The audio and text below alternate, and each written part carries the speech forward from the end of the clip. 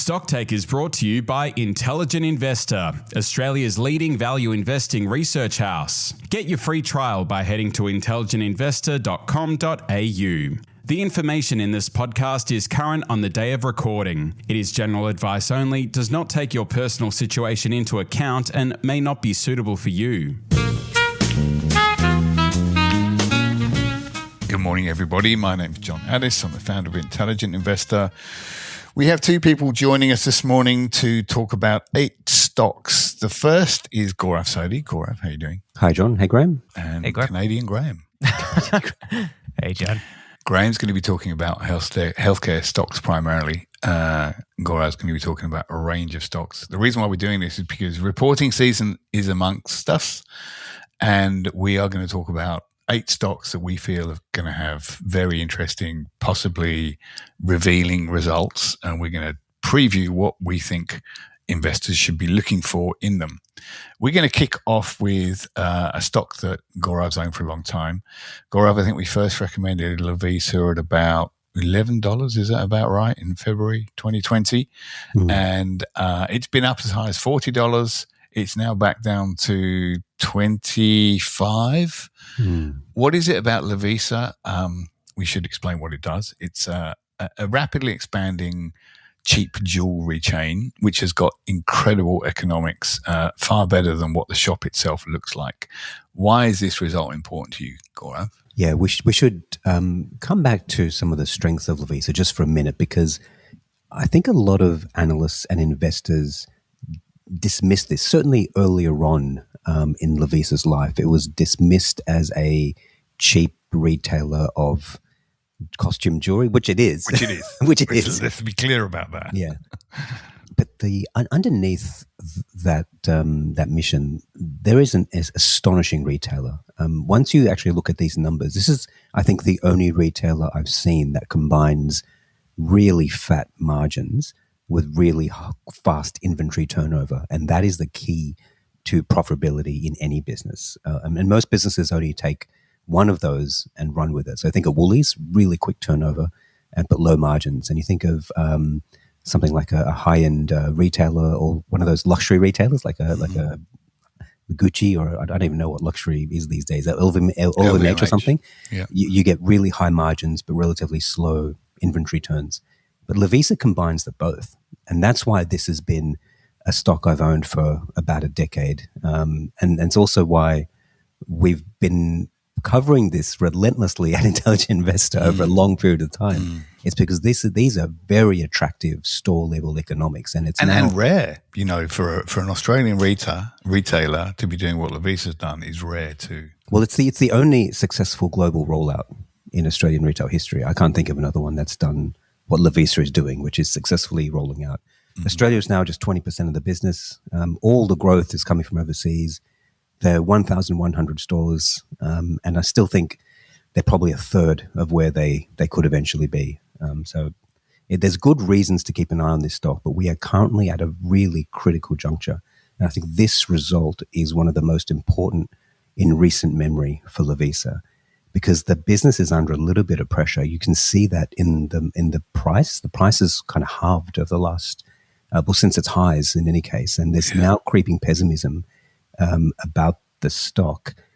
There are 2 reasons for that, John. The first is that there is certainly more competition. There is more observable competition, and you can see it in the numbers as well. The Australian business actually recorded declining revenues for the first time ever, and the Harley and Harper, which is the first effective competitor they've had locally, has now opened its first store in the UK. And is run by ex-Lovisa staff, I understand. It's actually run by the ex-founder of Lovisa, backed by PE.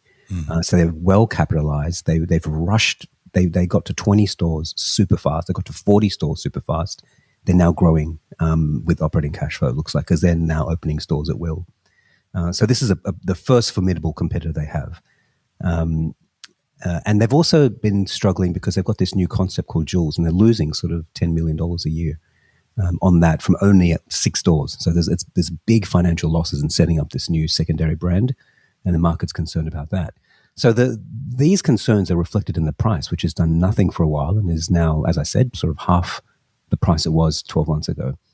So this result is going to be really important. We're watching very closely for how the Australian revenue performs, whether there's more evidence that Harley and Harper is taking market share from Lovisa. We're also looking at how management's thinking about this Jules concept. I've claimed, I've written publicly that I think it's not really something to worry about. Either the concept will make money, in which case it'll be a net positive for Lovisa's finances, or it won't make money, in which case they'll shut it down and you'll stop losing $10, $11 million a year from it. So for me, I'm not that concerned. But to validate that point, we kind of need management to come out and say something about it. So those two things are both what's on the market's mind. On top of that, you've got Brett Blundy, the chair and quasi-founder of Lovisa, owns 40% of the stock, entered the market for the first time since Lovisa's IPO and bought $12 million of stock with his own money. Never happened before, and it should provide shareholders with a lot of confidence about where this company is going. So, as I said, we're watching this one very, very closely. A couple of things to keep an eye on. Absolutely pivotal result.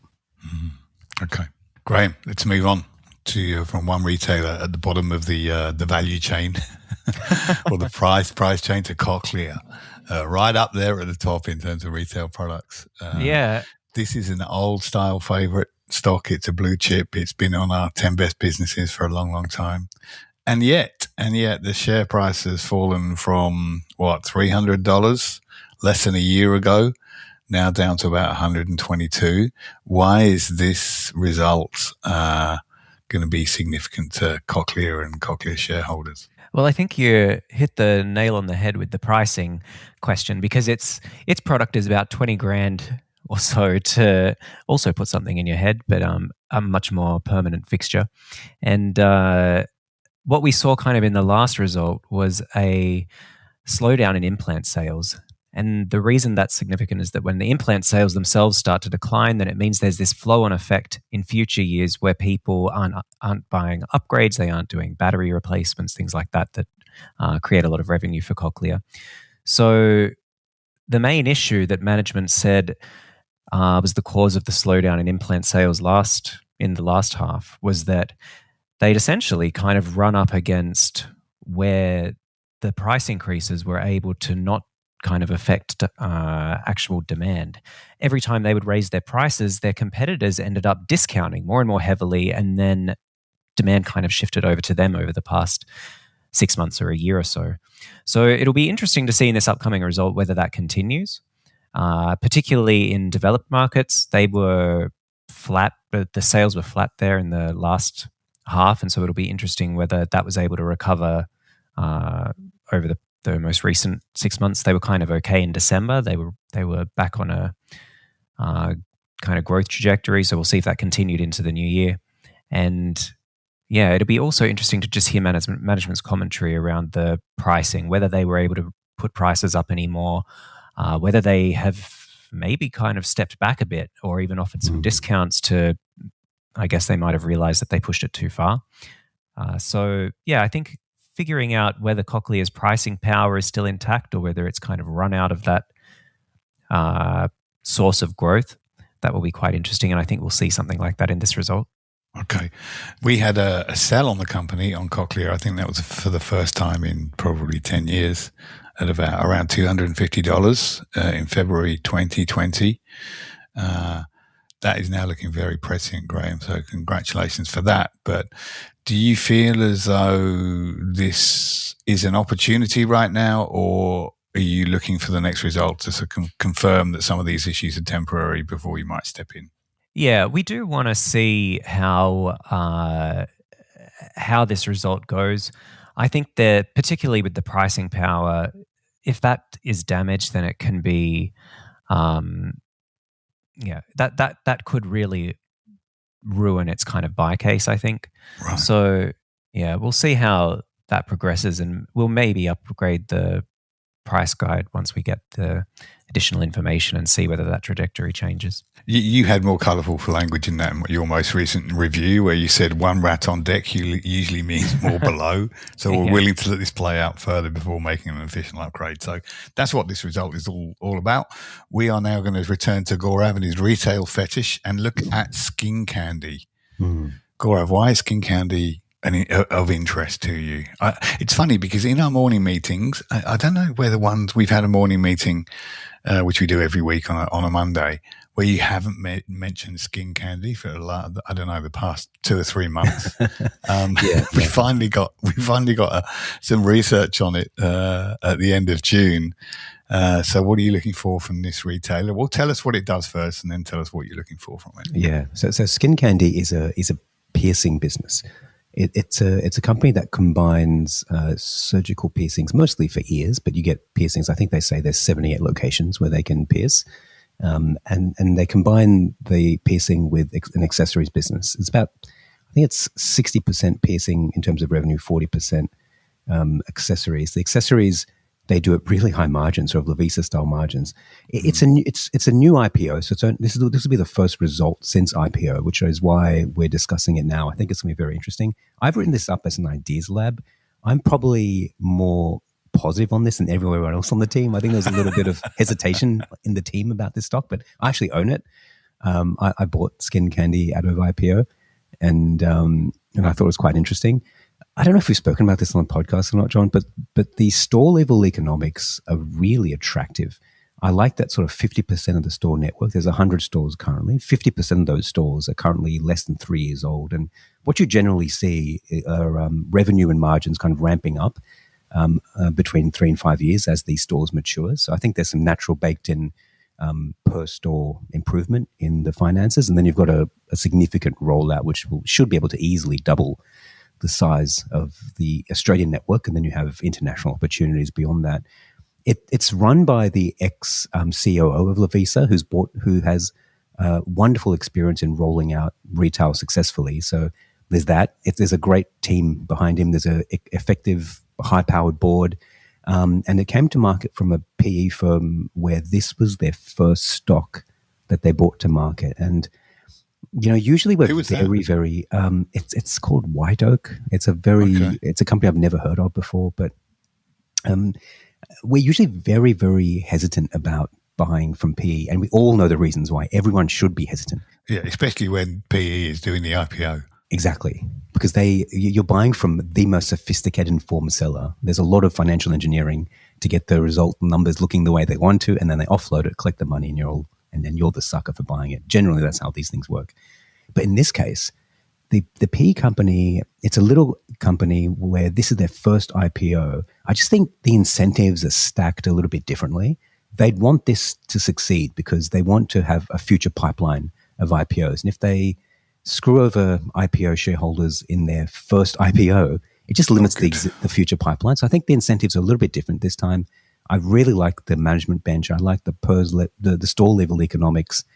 The valuation was really expensive, but I do remember early on in Lovisa, the valuation looked really expensive as well. Look, I don't think this is as good as Lovisa, but I'm really interested to see how their first result goes. I haven't really heard from management too much. Alan Kohler on The Intelligent Investor did a great interview with the management. I recommend going back and listening to that. And what really impressed me about that, John, was that he knew exactly where he wanted to go. He was naming individual malls where he knew skin candy would work. And just anecdotally, my 17-year-old niece told me everyone she knows gets their ears pierced at skin candy. My 23-year-old trainer. She's also a shareholder. My 23-year-old trainer who got his ears pierced recently, he's like, oh yeah, went to skin candy. It was fantastic. It's just, I think they've hit upon a niche here, and they're rolling up a niche that has not really been targeted before. It's quite a different business to Lovisa. And look, it's not a buy recommend. I'm probably the only one on the team who likes it. Certainly the only one who owns it. But I think it's interesting, and depending on what that result looks like, I might write it up if it's interesting, and I might bring it back to the team again.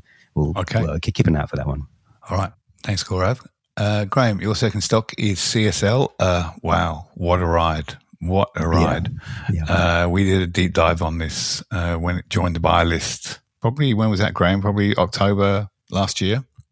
Yeah, it might be. Absolutely horrendous share price fall since. I think your latest piece of research was on the 7 things that need to happen for CSL to recover. You made the case that 3 are in the bag. Are you expecting to find out about what the other 4 might be in the next result? I'm sure we'll get some hints. The one that I'm most interested in is, at the moment, they have a new manufacturing technology that's kind of under review and under development called Horizon 2. And the idea of that is to increase the amount of protein that they get out of a particular liter of plasma.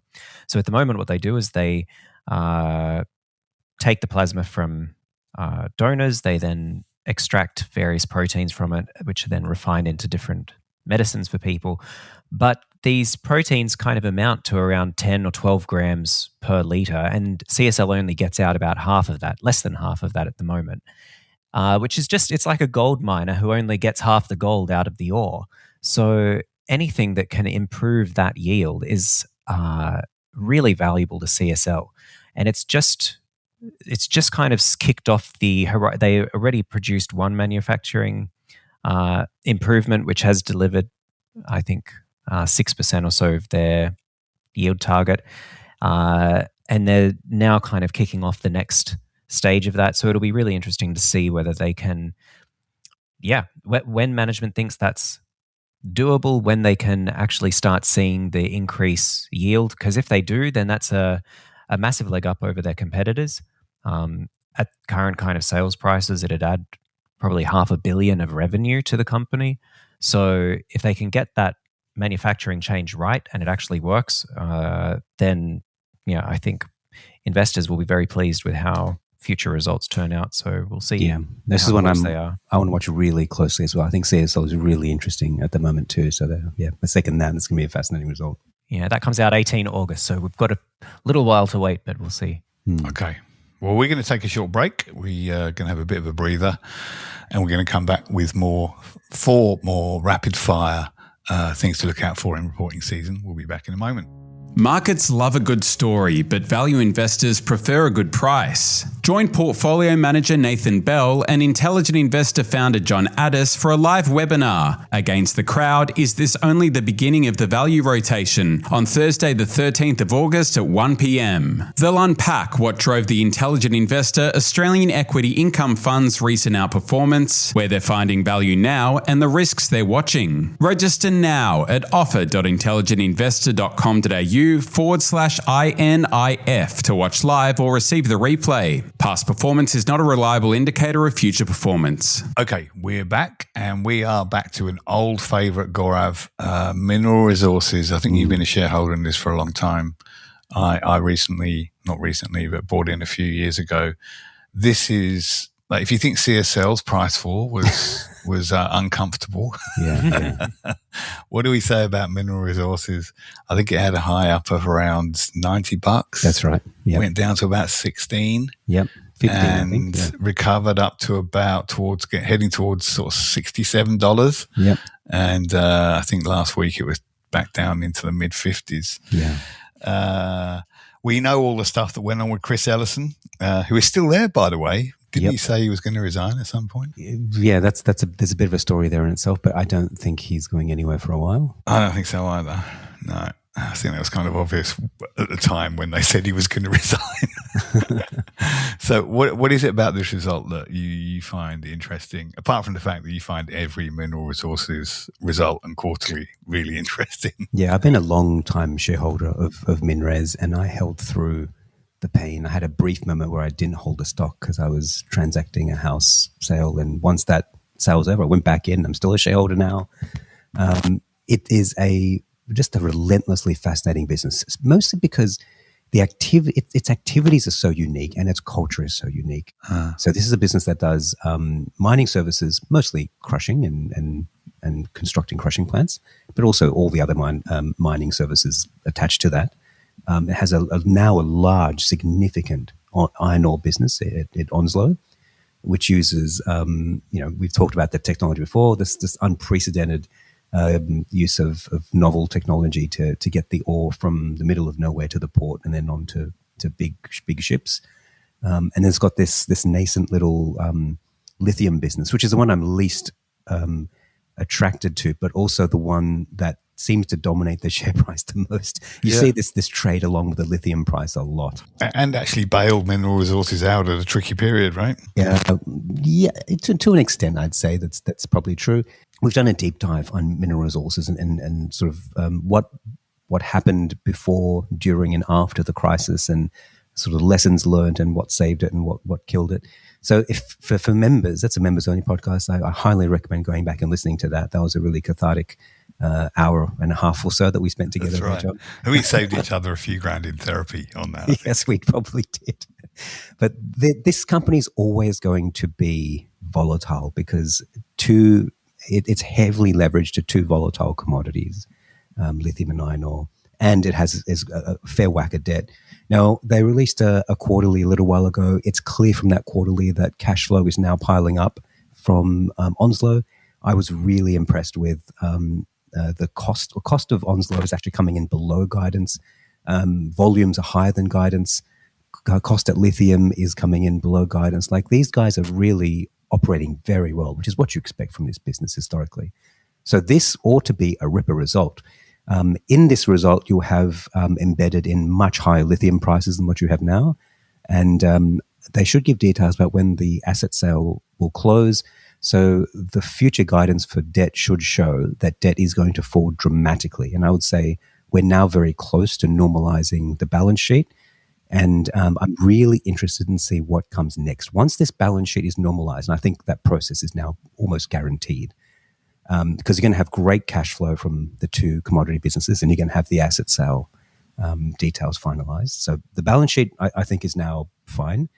The next question is what happens to surplus cash flow from Onslow, which is now milking cash flow.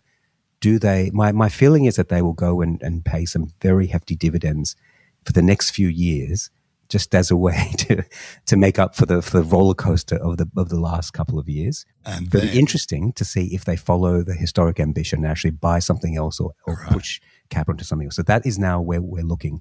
And I think that is why MinRes will be particularly interesting this time. It is certainly out of the woods. I don't think there's certainly no future I can see where these guys are required to raise capital or go into lockdown or have any sort of financial problems. I think we're through all that, but it's now an issue of capital allocation. What happens next? Do you think that's a point broadly understood by the market, or are they still just hitching Mineral Resources share price to the lithium price? Look, I think Mineral Resources is still in the sin bin. The price now is too cheap. In the 50s is not the right price for MinRes. We've done valuation work on this plenty of times. You easily get to sort of $60 without even looking at lithium. And lithium is a mystery. I can't really value lithium. I value that as kind of an option value on top of everything else and see what you're paying for it. But at today's price, it's not even in the valuation at all. And when does the result come out? The result comes out in August at some time. I actually got a fireside with the management in September. So post the result, I'll be meeting them. And that's what I'll be asking them. What are you going to do with all this cash flow?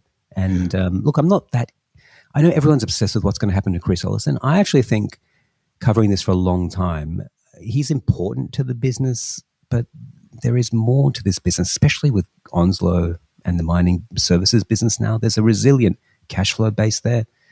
I don't think he's as vital as he used to be. If they weren't to buy any other assets, he's probably less important than if they were to buy other assets. That is absolutely correct. Those two things go together. The capital allocation and the role of Ellison go hand in hand. Yeah. Okay, Graham, it's your turn. Third healthcare stock, ResMed. Well, we won't have to wait very long for this result because it's only going to be out in a couple of days. Yeah. But the thing that I'll be looking at most in it is how they're going to respond to Philips re-entering the market. So 2.5 years ago, their biggest competitor, Philips, had a product recall which has kind of dragged on for 2.5 years, where they haven't been able to sell CPAP machines in the US. And Philips accounted for kind of 40% of the market. So this was a massive windfall for ResMed. If you imagine your biggest competitor, 40% of the market, and they suddenly couldn't sell anything. So ResMed has mopped up all of that and more of the missed sales from that. But Philips is probably going to be re-entering in the next year or so. And so it'll be, I think, quite interesting to see whether ResMed starts to adapt by increasing its marketing budget, or it starts to change its selling prices in anticipation of Philips, which will probably come in and have to start selling cheaply to rebuild its reputation. So I think there's going to be some movements in this result in anticipation of the Philips re-entry. You could already see that kind of seeping in at the interim result. And so, yeah, it'll be interesting to see whether that continues now or whether they've got enough kind of margin cushion to absorb those extra costs, which are kind of inevitably going to come through in a year or so.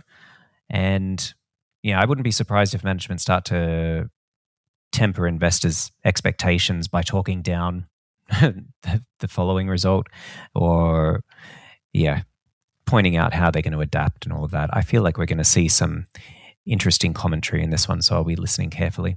It's been such a mystery, this stock, Graham, because I've been watching. I don't own ResMed, but probably for the first time, I've been really tempted to buy it because the results keep being fantastic, and yet the multiple keeps getting lower and lower. Yeah. I think there's just a few different things going on that I think are causing investors to worry. So it's had kind of 5 years of perfect results, and then. But you've had on top of that the increase in weight loss drug uptake, which does have an impact on people's sleep apnea. And so people have been very worried about how that's going to impact sales in the future, even though at the moment it hasn't really had any effect at all. And management say that people taking those pills are actually more likely to continue therapy with CPAP devices. It gets them in the door to the doctor, and then the doctors recommend them to CPAP because the GLP-1s are too difficult to maintain long term. People have all kinds of stomach issues and that sort of thing. Yeah, I've long maintained that the GLP-1s are going to be universal. I think people are so vain that they'll put up with any sort of discomfort, spewing, vomiting, whatever, as long as they can look thin, they'll take it. Yeah, I don't know. I feel like there's certainly every indication that they're going to try them. But in terms of actual ongoing use, most people are off them within 6 months. So I think that there are, that the current set of GLP-1s are probably not going to be the end. They're not going to be the ones that change the world. Oh, the pills are on the way, and that's going to be a game changer. Yeah, the next ones, the pills will probably be better again, and then maybe they'll keep getting better over time, and it will be more sustainable for people to stay on them. But so far, it hasn't really affected ResMed at all. So we'll see if that starts to change, and maybe you get a hint of that in this result. Look, at the risk of making myself sound very unpopular, but betting on people's vanity, greed, even more unpopular. Betting on the greed, vanity, envy, and desire of people is generally the right way to bet. It's worked pretty well. If you go against any of those basic instincts, you don't do well. That brings me to that's a perfect segue to talk about REA, Gaurav. Yes, that's right. What brings together all those traits better than property, right? Okay, REA's result, I believe, comes out. Is it tomorrow? It's not my stock. I'm not going to cover it. But Nick will have, whenever it comes out, Nick will be up. Will be up with. I think it's tomorrow. Well, why did you want to talk about REA? Because I think this is going to be interesting result. Look, we might not capture what I want to see in this result, but REA at the moment is a fascinating business to watch. I think if you asked investors generally what is the best quality business on the ASX, you'll get one of two answers. You get REA or you get Pro Medicus. And both those stocks have been absolutely hammered. And there's an ongoing debate about REA, about how cyclical it is. It's a debate that hasn't quite had any answer. You have some people saying that if house prices fall, then the advertisements stay on the site longer, and REA's revenue should not be impacted by house price movements since it's volumes of ads that move prices. But of course, people who've worked in cyclical industries know that prices change behavior.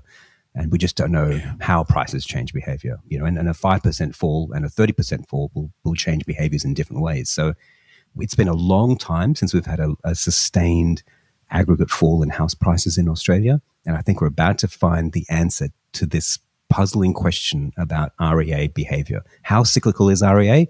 We're about to find out. And that's why this is an interesting set of results. You probably won't see it in this result. I think you'll start seeing it. You might see the beginnings of it, and certainly the next result, the next 2, 3, 4 results from REA will help us understand this business much better. So even if you're not a shareholder, and I'm not a shareholder, but if you're kind of interested in REA and property portals generally, and I think there are some global property portals that look far more fascinating, you should be paying attention to the next few results from REA, because you're about to learn what happens when property prices fall and how that impacts these vendor pay property portals. So I think that's going to be particularly interesting. And we should be clear that this isn't the reason why the share price is well below where it was September last year when it was around $250.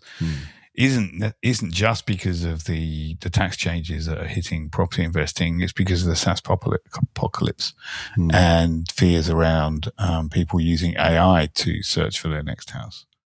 Look, I have to say, again, I'm probably an outlier in the team. Nick, who knows this stock far better than me, he's much more sanguine about the AI thing. I'm probably a bit more nervous about it. And my case is, we should have Nick here one day we should argue this out on a bull bear case on the podcast one day, but just on a very simple level. My concern about REA is that all its growth comes from price rises. And if you use an agent to kind of go through the listings and just scrape the listings that are interesting to you and present them to you inside a chatbot, then there's no reason anyone will pay the additional price hikes for placement, for premium listings, all that high-priced listings, which is actually contributing to all of REA's revenue growth. All of it is coming from there. Yeah. All that stuff will disappear if agentic AI starts to take over search. And there's some good reasons why it won't, but I think sometimes the bulls on REA are a little bit too dismissive of how good agentic AI is now and how much better it may be, and how it can scrape through every site, get the listings that are interesting to you with the characteristics you want, present them to you. And you can still use the REA platform to view those listings, but the placement of them and the premiumization doesn't matter anymore. That's a world that changes the economics for REA. It's an interesting issue for all platform classified sites, because you can actually stop AI from crawling your sites and taking all the information and indexing it. But it also probably delivers a large amount of traffic too. So there's a trade-off there that they have to kind of balance, but it will be interesting to see how it plays out. Graham, are you interested in REA?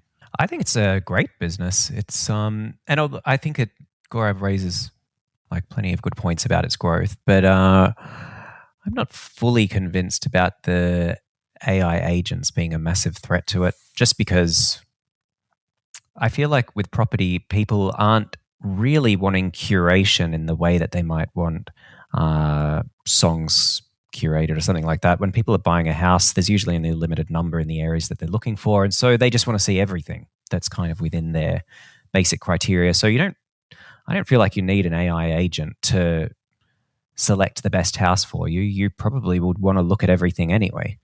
So I'm not sure that they'd have as much effect as something like Seek or some of the other marketplace type businesses. I think there is an assumption that, especially from people who work in tech, that they misunderstand the nature of browsing as a human activity, because they don't want that to do that themselves.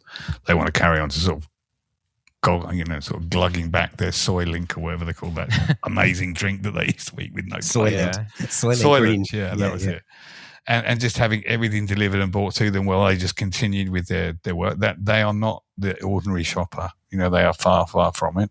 And I think you make a good point about that, Graham. I'm not going to wade into this argument. I think we should save that for another day in a podcast. Yeah. But we are going to finish with Graham on Sonic Healthcare.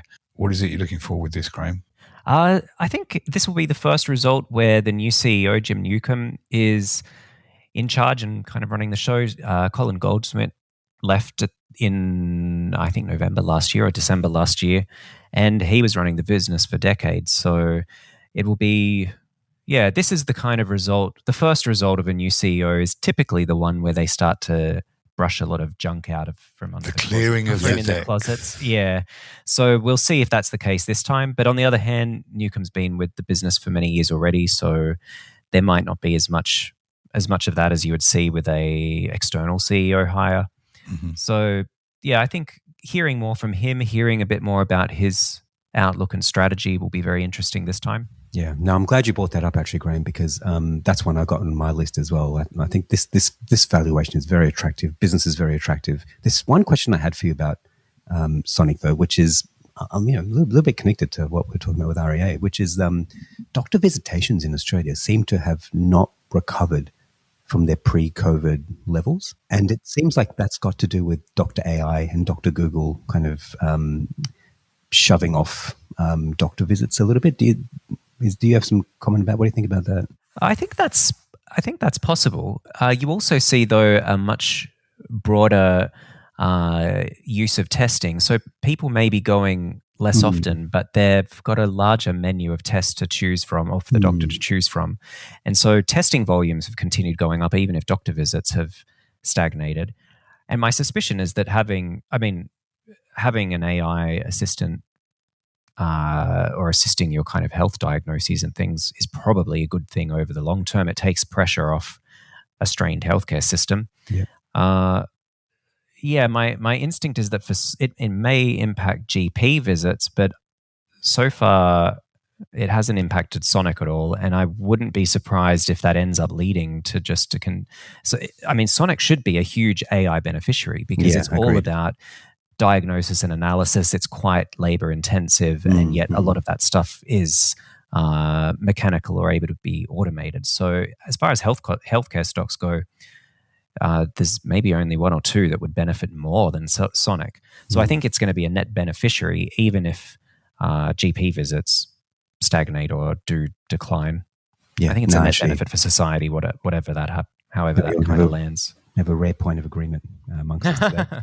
The other interesting point is the point you raised about Goldschmidt leaving after how many years? Graham, how long was he in Sonic, as CEO of Sonic, the previous CEO? Boy, I'm not sure. It's 20, been decades. 30? Yeah. Decades, yeah.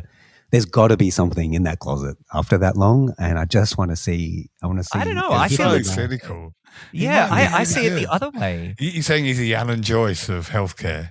Yeah. There's always something. When someone's in the position for decades, there's always something. At the same time, he's having to stick with the mistakes. So it's not like a CEO that comes in by helicopter and knows they're going to leave in 5 years or so, where I feel like there is a lot of issues that kind of come in. But a CEO that's been there for, I've just looked it up, he joined in 93. He has, that's a long time for problems not to have arisen and then for him to have then left. He treated Sonic like it's his baby. So I think I'd be a bit surprised if there is any big issues that come out, but we'll see. Yeah, I'd rather hear from him and wait either way. But that's looking like a very interesting stock as well at the moment. It's silly cheap, very good quality. And as you say, I think it... you call it silly cheap, Graham? It's on the silly spectrum.